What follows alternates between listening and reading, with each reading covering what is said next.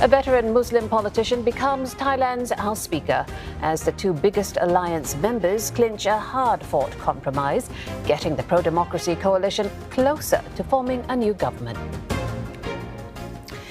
Picking up on those political developments in Thailand, the naming of the new Speaker of the House came on the first working day of the new parliamentary session. It puts an end to weeks of tense negotiations between the two biggest parties of the Move Forward-led coalition following the May 14th general election. CNA's Saksit Sayasombat has more.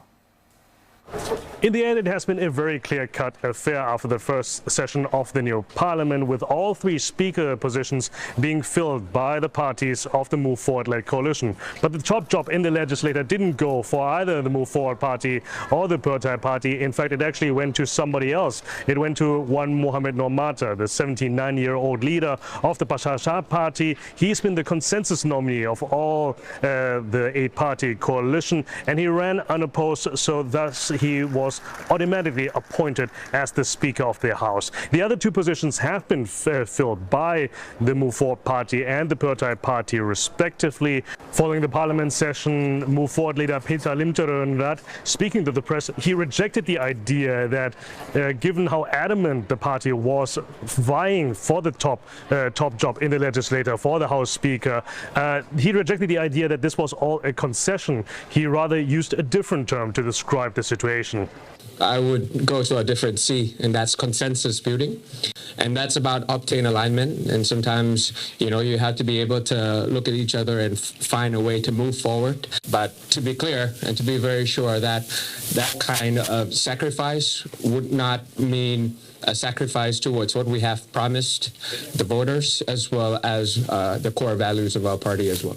With one big hurdle out of the way, the next big hurdle is looming on the horizon, and that is the Prime Minister's vote. Now, that is not such a clear-cut affair, even though the Move Forward-led coalition has a comfortable majority among the 500 elected MPs. The Prime Minister's vote is a joint assembly, adding the 250 senators that have been appointed by the previous military government, and that is the gap of 60 or so members that the coalition still needs in order to confirm Pheu Thai as the next Prime Minister. That, however, isn't a sure bet as of now, even though Pheu Thai himself remains confident that he will be confirmed as the Prime Minister.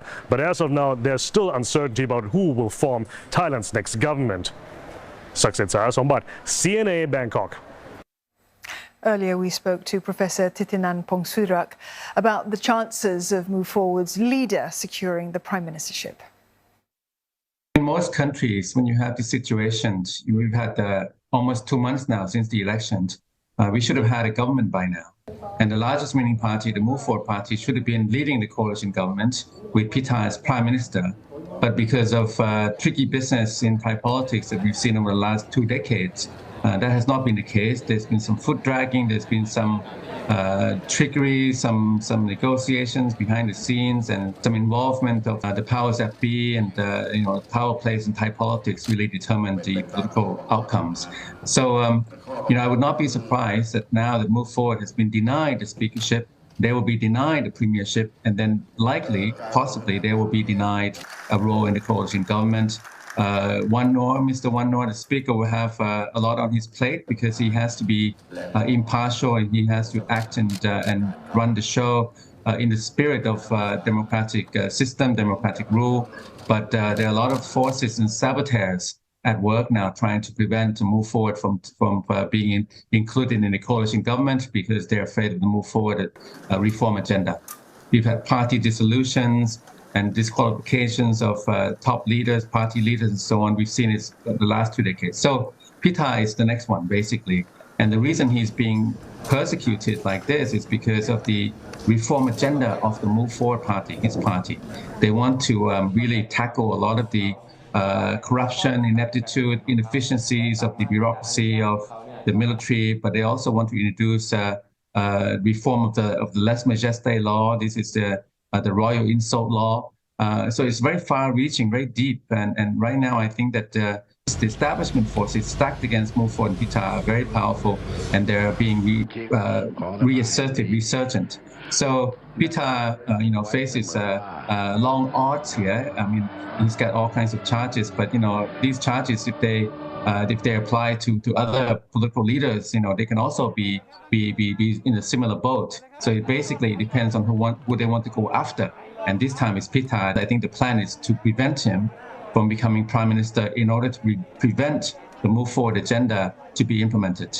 There will be an alternative, probably if he doesn't get the vote, an alternative candidate could come from the Pheu Thai party, in which case maybe Move Forward will still stay in government, but it could be also the Pheu Thai will shift to the other side and form a coalition with pro-military parties and run-of-the-mill kind of old-style parties, and then thereby excluding Move Forward from the coalition government. So we could see that as well. So it depends now. The senators are the kingmaker in a way, not the right way, but the way it was set up. And then the Pheu Thai also is pivotal here. Move Forward, we know what they're about. They're about reform of Thailand. They're about winning, the largest winning party. It's very clear. But the other players, I think they are very fluid, and it depends on the maneuvers ahead. I would be very surprised if Move Forward gets Pheu Thai to be PM. And I would not be surprised if Move Forward is excluded from the coalition government. I think the likelihood of some kind of social unrest has increased. There will be some kind of public display of frustration, dissatisfaction, certainly more or less. So if Pheu Thai somehow doesn't make it to the premiership, which I think is going to be the case, then it depends on whether Move Forward gets to stay in the coalition government. If there is a systematic attempt to really exclude Move Forward from government, and then Pheu Thai forming a coalition with the other pro-military, pro-establishment parties, old style, then the Move Forward support base will be very unhappy. You can imagine, 14.4 million voted for them on the proportional representation system. They were the largest winning party. How can the largest winning party be systematically excluded from government? In that case, I think that we'll see some demonstrations, and unsurprisingly, almost on cue, the authorities, security officers, they are, getting ready for containing protests and handling protests, even preparing facilities to detain people and so on. So I think that there will be a lot of tension ahead and some confrontation if there's perceived to be systematic fraud and subversion of the people's will based on the election on the 14th of May.